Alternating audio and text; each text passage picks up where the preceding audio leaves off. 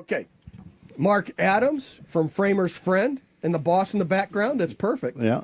Yay! The warden. Yes, exactly.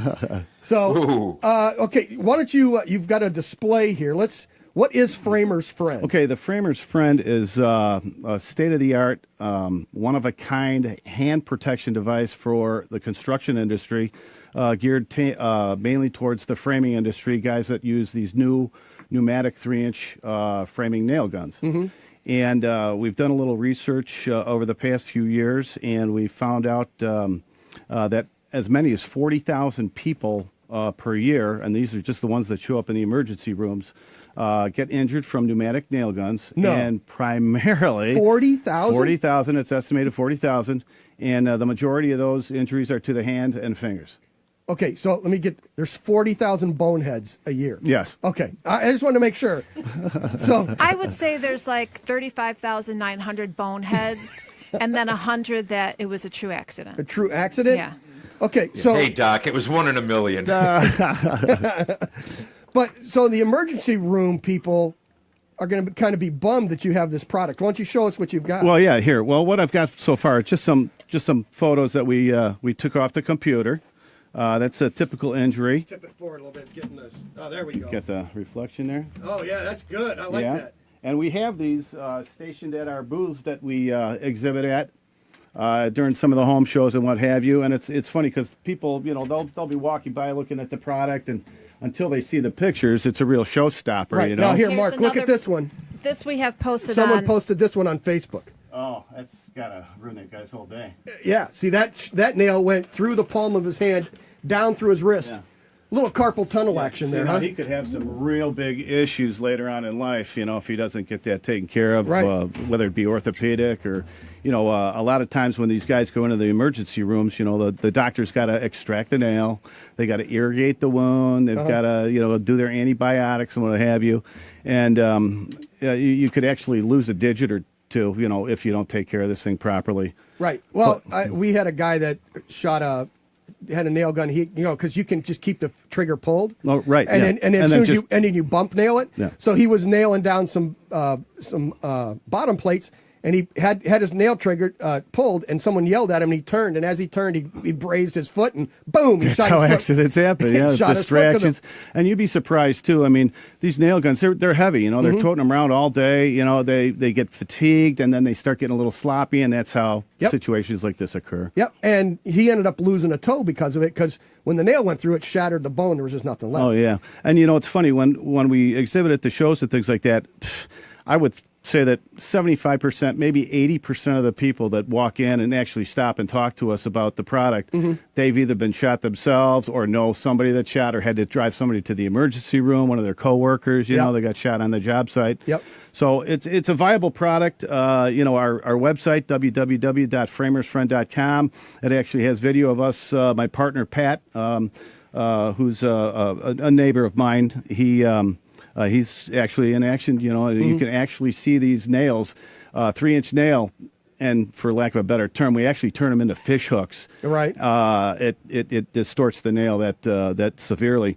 But we've made some improvements over the last couple of years because we've also sent some of these items to different people, different professionals, in the industry, and we've gotten some great ideas. Particularly a fellow who's now retired but used to be the safety council head at the Chicago Regional Carpenters Union, which we're going to be at this coming Saturday, too. Okay. They have a big expo going on Saturday. So I sent one to him, and he gave us an idea. The original one we have here was a little tougher to hold on to. So we made a modification to it, and now we're applying a Plastisol dip, which is pretty nice. It absorbs some of the shock. If you do get hit by the nail, it's a little easier to handle, a little tacky. It actually helps hold on to the 2x4 too and move it around, what have you. And then my partner, Pat, after we discussed our product with a professor of epidemiology out of Duke University, she had some comments as far as dangerous ricochets.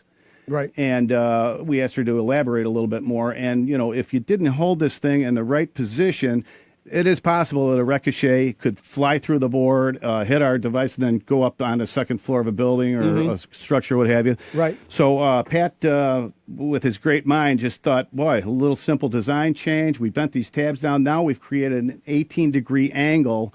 So when it's resting on top of the 2x4, our device is at an 18-degree angle. Any dangerous ricochets or potential ricochets will always go down in a downward position or direction. Well, let's see what Get you the got. guy across from you.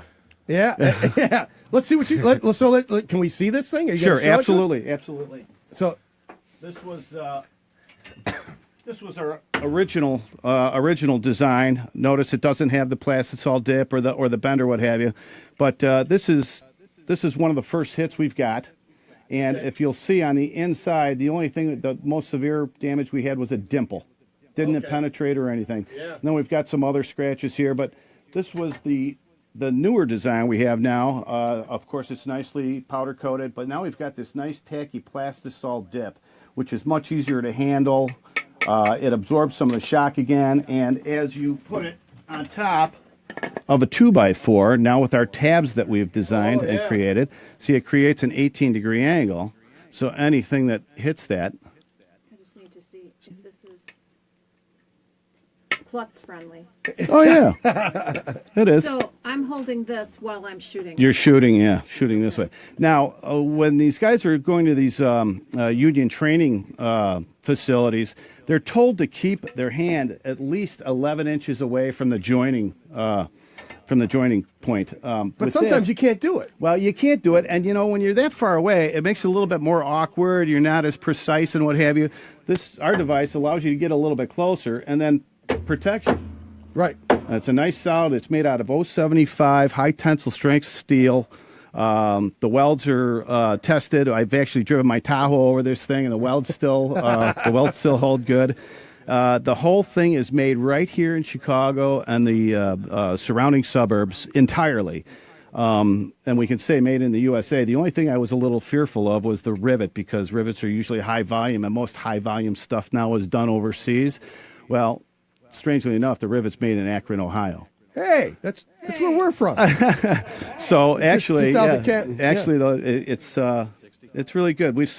I've gotten a commitment right now from a distributor, and what we're trying to do now is, because a lot of the homes nowadays, you'll see a home show up on the back of a flatbed truck because they're all prefabbed. We're approaching those type of people to sell them to their guys that are making the walls and what have you. We're trying to get into high school wood shops. Of course, I'm trying to sell these all to the union training centers, carpenter union training centers. We also hold on one second. Yeah. We got to take a quick break here. No We'll problem. come back and then we'll find out a little bit more about Framer's Friend. It's on Facebook Live there. You can go take a look at it. We'll be back right after this. You're listening to